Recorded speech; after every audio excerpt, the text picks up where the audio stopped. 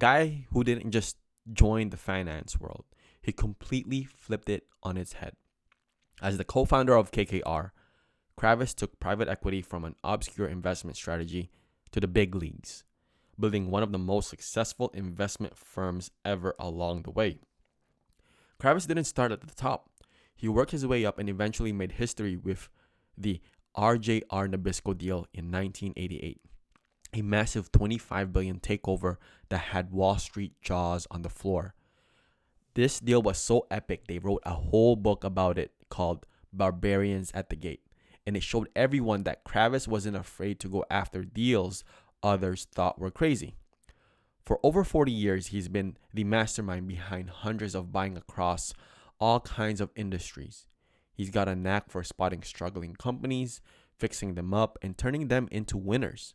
What started as a small partnership has grown into KKR, a global giant managing hundreds of billions in assets. But Kravis isn't just about the money. He's brought the real innovation to investing and built a company that's known for excellence and smart risk taking. The guy seems to have a sixth sense for finding hidden gems that other investors miss completely. For anyone looking to make it in the big business or investing league, Kravis shows us what happens when you combine sharp analysis with guts to take action. His career is basically a masterclass in seeing opportunities and going after them full throttle. In this podcast, we'll be covering the top 10 business lessons and strategies from Henry Kravis that made him a legend in the world of finance and private equity. And number 4 is my favorite Kravis strategy. So let's start off with the first lesson. It's called High Octane Accelerator. So what does that strategy employ? Well, it's basically a high leverage, strategically not only finance acquisitions, but also to act as a powerful incentive structure for realizing value by improving operating performance. So the paradox of that is that while it can be a tyranny for the timid, for the bold, it can be means to achieve upward mobility and disrupt entrenched routines by gearing up investments and making the entrepreneur work harder. High leverage shrinks the equity investment required, making ownership accessible to managers of modest means. So KKR first investment acquired in April 1977 required a 25.6 million in financing. The goal was to significantly decrease debt levels and increase equity values within 3 to 5 years. This required the company, despite having a good manager, to operate under the discipline of debt to generate cash flow for debt service. The Campu Federated takeover in 1989, financed with only 97% leverage, became a symbol of leverage folly, leading to a distress and bankruptcy within months because cash flows were insufficient to meet debt payments. This is one thing that you have to understand. Free cash flow must cover debt service. When you're applying this strategy, free cash flow must cover debt service. That is the most important and critical lessons for this particular strategy. So leverage is especially unforgiving to weak financial structure, poor business judgment, or bad management. Financial structure must be tailored as precisely as possible to the company's likely ability to meet interest and principal payments. While leverage can drive performance, it can significantly increase risk, particularly in a cyclical businesses. So strategy number 2, the cash flow compass. And the strategy is you prioritize cash flow generation and efficient asset utilization over traditional measures like profitability or simple asset growth as the primary indicators of corporate health and value creation. This approach dictated targeting mundane and mature businesses with strong, predictable cash flow characteristics. The feasibility of acquisitions was measured by cash flows sufficient to pay down debt, not just profitability. So here's a case study. Safeway's turnaround under Stephen Bird. Safeway had issues with misallocated resources and lax cost controls. Bird implemented reforms focused on cutting operating costs and rationalizing systems. A key change was evaluating divisional managers not on sales but on a return of on market value, calculated using cash flows from each other. This linked incentives directly to cash flow and efficient asset utilization, leading managers to focus on cost control and selling underperforming stores. Before Bird's return, Safeway suffered from overzealous cost cutting by store managers who cut labor without systematic analysis, paradoxically increasing operating expense as a percentage of sales. This demonstrated the need for systematic operational improvements tied to cash flow. One critical lesson is post buyout health is best measured by efficiencies, cash flow generation, debt control, and improve operating ratios. Focusing on the cash flow encourages management to satisfy debt holders while building equity for the future. True efficiency requires careful analysis, not just indiscriminate cost reduction. All right. Lesson number 3 is called the owner manager power up. Well, what does that mean? Well, fundamentally align the interests of managers and owners by turning managers into significant financial risk bearing owners in the acquired business. This is facilitated by the high leverage, which reduces the personal equity needed for managers to become substantial shareholders. In the Duracell case study, the source notes that the managers who serve on the board of KKR firms were heavily invested financially in their businesses. Duracell's managers felt hampered by the bureaucracy of their former parent, Kraft, and were motivated to implement their own strategies. The buyout structure, by making them owners, further aligned their incentives with value creation. Siemens Furniture suffered partly from a lack of depth in potential executive management and weak financial incentives. The transaction provided for its uniquely qualified CEO, whose ownership incentives were weak compared to his prior position. His son showed promise, but the structure wasn't enough to overcome other issues. And the critical lesson is aligning managerial and ownership interests leads to good results. Charlie Munger talks about this all the time. Incentives, incentives, incentives. The dramatic effects of turning managers into financial risk-bearing owners are significant. The structure of the buyout and the associated incentives are crucial, especially for the key management personnel. And strategy number 4, my favorite one, the boardroom blueprint. Implement active, informed board monitoring by buyout firm partners that goes significantly beyond conventional fiduciary oversight. These boards serve as critical conduits for expert advice, strategic discussion, financial restructuring leadership, and information flow to investors. While respecting managerial autonomy, this structure provides necessary vigilance. So, this is what KKR did and apply that into their business. KKR partners served as board directors, monitoring companies far more rigorously than conventional boards. They facilitated the transfer of ideas and best practices across their portfolio companies. So, for instance, KKR brought in consultants like Stephen Bird, who had worked with other KKR companies to troubleshoot problems at Safeway. And here's the major lesson for this strategy. Value creation under buyout conditions requires vigilance and active board involvement. Effective monitoring is crucial for managing risk and guiding companies through challenges. Leveraging expertise across portfolio companies through board connections can be highly beneficial. All right, just sneeze there. Is lesson number 5. I hope you are enjoying this so far. If you are, hit me a like, hit me a subscribe if you haven't already. So structure, lesson number 5 is called the asset sculptor. Actively restructure acquired companies by divesting underperforming or non-core assets and reinvesting in areas with higher potential.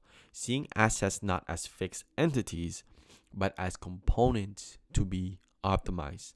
This contrasts with conglomerates that were often reluctant sellers. The goal was improving assets, not just stripping them. So, Safeway's strategic divestitures. Safeway analyzed its geographically organized divisions to identify underperforming units, and the company and its board identified candidates for sale, leading to the divestiture of divisions like the UK stores. This was seen as a necessary prelude to saving the business and making the remainder more productive. So here's the critical lesson: identifying and disposing of non-core or underperforming assets is a key component of value creations. Resistance to divesting can weigh down performance. Restructuring and reallocation of capital are often necessary for improving worth. If you have an underperforming asset, or if you have multiple assets, divest those, because it will, well, every scenario is going to be different. But here, there's always assets. How can you divest it? How can you make more money from it? How can you turn other assets into more assets? So it is a strategy to don't overlook that strategy. Strategy number 6, the flexible financing fabric. Craft highly specific and flexible financial structures tailored to the unique circumstances of each acquired company and its projected needs. Rather than employing a rigid formulaic approach, this required deep understanding of the company's objectives, capital needs, and market context. Flexibility was considered crucial for success. So in the Union Texas Petroleum, which was a joint venture, the volatility of the oil markets in 1984 made financing UTP as an ordinary LBO too risky. KKR structured the deal as a joint venture with the seller, Allied Signal, reducing KKR's risk and investments. This demonstrated adapting the financial structure to mitigate market-specific risk. The important lesson for this strategy is flexibility in financing and adaptability to unforeseen events are crucial determinants of success. The financial structure must be precisely tailored to the company's ability to meet debt repayments. A rigid approach can lead to problems when unexpected challenges arise. Lesson number 7, the hidden gem miner. So this strategy focuses on acquiring undervalued or undermanaged companies, often in the mundane or mature industries, where significant potential for operational improvement or unrealized value exists that is not recognized by the broader market. These were typically companies with a strong cash flow potential, even if they were underperforming. So, a case study here is Duracell as an orphan division. Duracell as a division of Kraft was too small and different to receive adequate senior management attention. Its managers felt constrained by bureaucracy. KKR saw the potential to unlock unrealized value in this basically healthy enterprise simply by removing the constraints and supporting management. The key lesson here is careful selection of target companies is paramount. Identifying hidden potential of areas for significant improvement is the key to buyout strategy. Avoiding businesses fundamentally unsuited for high leverage due to cyclicality or other factors is crucial. Yes, now we're moving on to the number 8, which is called the trust-based ecosystem builder. I know it's a very long name for the strategy. Cultivate a firm culture based on teamwork, collegiality, integrity, and mutual respect both internally and with external partners, which are investors, lenders, and managers. Recognizing that trust and reputation are fundamental assets in business, relying on relationships and external capital. This involves careful hiring and focus on ethical conduct. So KKR's internal culture and external relationships. KKR's lengthy interviewing process focused on finding candidates who were collegial team players with judgment and integrity, not just technical skills. They fostered internal teamwork through simple reward systems, and practice like communal lunches. Externally, KKR prioritized maintaining faith with creditors when companies ran into trouble and built a reputation for trust with investors. Reputation is everything. Warren Buffett talks about it, KKR talks about it. So maintaining a high ethical standards and trustworthiness is vital for long-term success, especially with diverse investors and lenders. Building strong relationship helps manage difficulties and navigate complex conflicts when problems inevitably arise. And it's going to happen. So make sure you have a good reputation and don't ruin it. Number 9, the patience-fueled marathon. Maintaining a long-term perspective focused on creating value over several years, requiring patience from investors and resisting pressure for short-term profits. This meant quarterly or annual profit taking in favor of significant capital gains realized years down the road upon the sale of equity. Investment in operations, R&D, and capital improvements was supported as long as it was consistent with prior obligation. So Duracell's long-term growth strategy, despite immediate cash flow concerns and lack of dedicated R&D facility post-buyout, Duracell's strategy aimed for rapid growth by taking market share and expanding internationally. This required continued investment, which KKR supported. The investment was held from 1988 to 1996, yielding significant value over 8 years. The critical lesson is that value creation is a long-term pursuit, requiring hard work, constant vigilance, and patience from investors. Pressures to prioritize short-term results over necessary long-term investment must be managed. The structure of a buyout should ideally encourage both short-term debt servicing and long-term equity building. And the last strategy, the lean outsource hub. Maintain a small, highly specialized internal professional team and outsource most support functions, including deal finding, legal, accounting, and consulting, to external experts. This preserves entrepreneurial integrity, avoids conflicts between different professional cultures, keeps the organization uncluttered, and allows the firm to remain tightly focused on its core objectives. So KKR's organizational structure. KKR remained a small partnership, expanding its professional staff cautiously. Despite managing billions in investment, they relied heavily on outside agents for various functions. This includes getting information on small firms from Dun & Bradstreet or direct contacts, working with law firms like Simpson or Bartlett or Skadden Arps, and using consultants like Stephen Bird before hiring him internally. Specialization in outsourcing can enhance focus and entrepreneurial flexibility. However, this model requires managing the intense workload and potential burnout among the core team. It relies heavily on the quality and reliability of external partners. So, there it is, the top 10 value creation business strategy lessons from Henry Kravis of the KKR, one of the pioneers of private equity. And if you found value in this, just hit the like, hit the subscribe, hit the share. Stay tuned for my next episode. Is going to be epic. You already know every episode that I bring out, I release, every podcast that I release is going to be epic. And if you want to be on top of every time I release a podcast, hit the bell button so you will be notified. And with that being said, go out there, build your empire, and see you next time. Peace.